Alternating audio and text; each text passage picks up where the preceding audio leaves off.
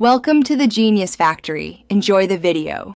You begin by creating your FPay account, enter your email or phone, and follow the 6-digit confirmation code. Once done, link one bank account or debit card so transfers work immediately. The app will post 2 small deposits to verify ownership, and you confirm the amounts. Make sure to enable biometric login or 2-factor authentication for faster, secure access. This prevents unauthorized transfers while keeping daily use smooth and convenient.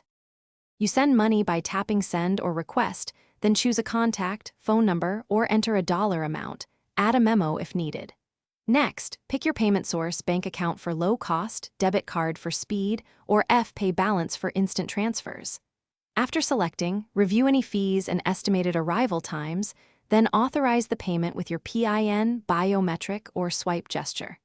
If receiving, you accept the incoming request and move funds to your linked account, or you complete by choosing transfer speed.